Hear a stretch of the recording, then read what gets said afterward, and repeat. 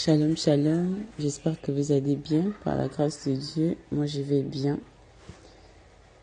Aujourd'hui, je vais parler d'un sujet important. Yeshua dit dans Jean 14, verset 15, « Celui qui m'aime garde mes commandements. » Et il dira au verset 21, « Celui qui a mes commandements et qui les garde, c'est celui qui m'aime. » Donc si nous disons que nous aimons le Seigneur, nous devons garder ses commandements. Et il faut faire la différence entre les commandements de Yahvé et les lois de Moïse. Or, le Shabbat fait partie des commandements du Seigneur. Lorsque nous lisons le livre d'Exode 20, verset 8, le Seigneur dit « Souviens-toi du jour de repos pour le sanctifier. » Donc, le Shabbat, c'est le 4e commandement. Lorsqu'on lit les commandements, les 10 commandements, vous allez trouver que le Shabbat fait partie du 4e commandement de Dieu. Et il faut noter que le Shabbat existe depuis la création. Lorsque Dieu a fini de faire l'œuvre de la création, il a béni et sanctifié le 7e jour. C'est plus tard qu'il a introduit dans ses commandements. Donc ce n'est pas seulement venu avec Moïse, mais le Shabbat existe depuis. Le Shabbat, ce n'est pas seulement un commandement de Dieu, ce n'est pas seulement le 4e commandement, c'est aussi le jour de repos du Seigneur. Et il veut que son peuple se repose également. De la même manière, il s'est reposé, il invite son peuple à se reposer. Lorsqu'on voit Genèse 2, versets 2 à 3, il est écrit « Dieu finit et s'est reposé ». Et dans Exode 20, verset 10, il dit « Le 7e jour est le jour de repos, tu ne feras aucun ouvrage ».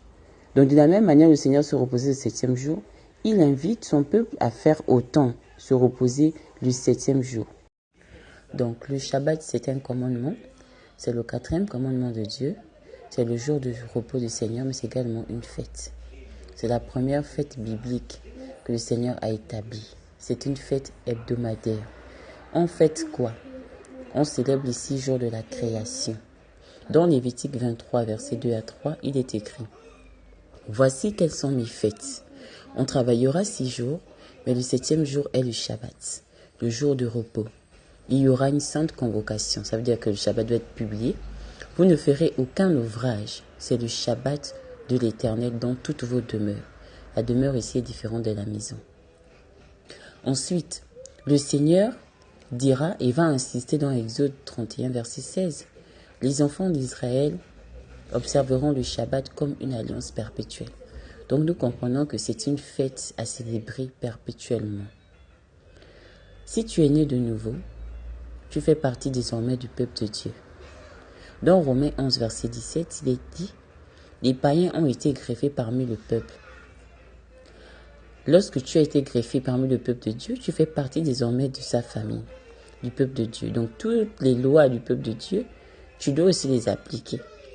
Galates 3, verset 29 dit « Si vous êtes à Christ, vous êtes la descendance d'Abraham. » Comme une nationalité qui confère à l'étranger de jouir des mêmes droits et des mêmes responsabilités.